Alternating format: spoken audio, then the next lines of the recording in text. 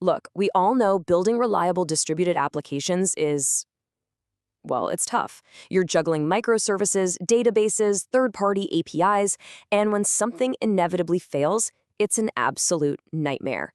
But what if there was a completely different way to think about writing code?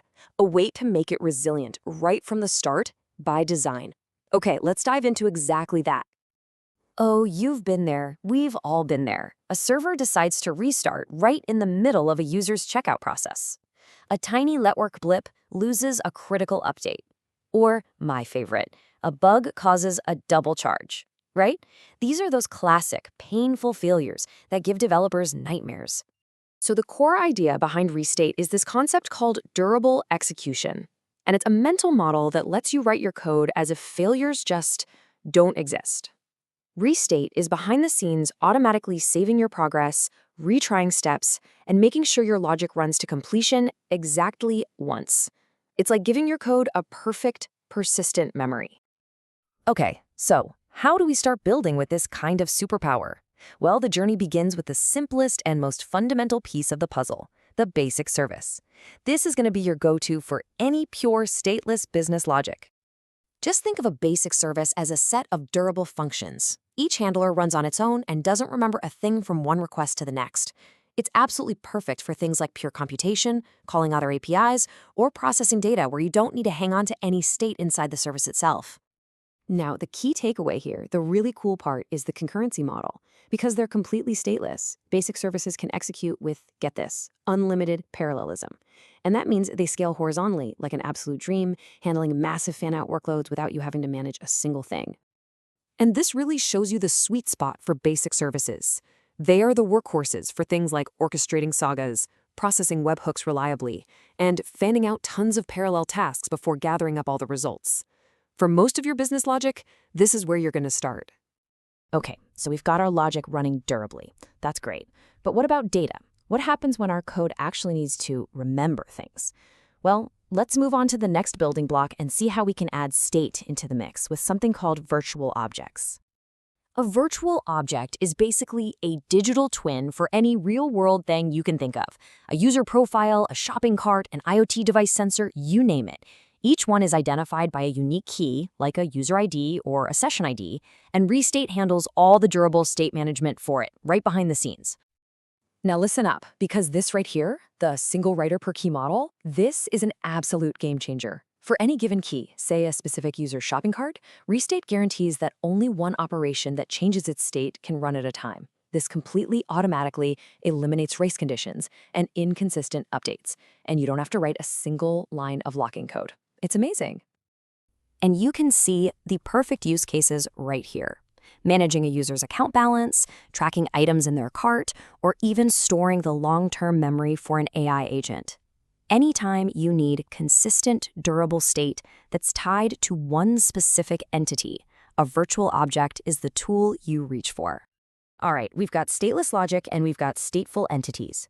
But what about processes that take a really long time and involve multiple steps, maybe even waiting for a human to do something? Well, that's where our third and final service type comes in, workflows. A workflow is designed for the long game. Think about a user onboarding process that could take days to complete, or a financial transaction that needs a bunch of different approvals. That exactly once guarantee is absolutely critical here. You never, ever want to accidentally sign up a user twice. You see, a workflow is driven by a single run handler. This one function defines the entire life of the process. It can call other services, it can sleep for days, it can wait for signals, and Restate makes sure that it picks up right where it left off, even if the entire system goes down and restarts. This is just perfect for anything that involves waiting. You know, waiting for a user to finally click that verification link in their email, waiting for a manager to hit the approve button, or simply waiting for a scheduled time to kick off a task. Workflows absolutely excel at this stuff. So I've mentioned a few times that services can pause and wait for signals. This is a massive part of making orchestration work. And Restate gives us two very specific tools for the job. It's really important to know when to use each one. I mean, think about it. This is the fundamental problem they solve. In a traditional system, waiting for something means you're blocking a thread or constantly pulling a database, which is super inefficient and brittle. With Restate, weeding is a durable, non-blocking operation that can survive literally any failure. And here is the absolute simplest way to remember the difference. An awakeable is for listening to the outside world, a callback from Stripe, a webhook from GitHub, anything external to your system. A promise, on the other hand, is for communication inside a single workflow, like coordinating between its different steps. External versus internal. Simple. Let's just quickly break this down. An awakeable gives you a unique, random ID that you can pass to an external system. That system then uses the ID to call back into Restate and wake up your service. A promise, though, uses a simple, logical name you define, like manager approval, and it gets completed by another part of the exact same workflow. It's a subtle difference, but it's a really powerful one. Okay, we have covered a lot of ground. So how do we put it all together? How do you actually succeed with this? Well, it really just boils down to 3 simple, essential rules for building truly resilient applications. These are your 3 golden rules. First, any non-deterministic code, like calling an external API or generating a random UUID, you have to wrap it so Restate can record the result. Second, always choose the right tool for the job. And third, treat your deployments as immutable. And this is the mantra for rule number 2. It's your whole decision-making process right here. You start simple with stateless logic in a basic service. When you need to remember something about a specific person or thing, you use a virtual object.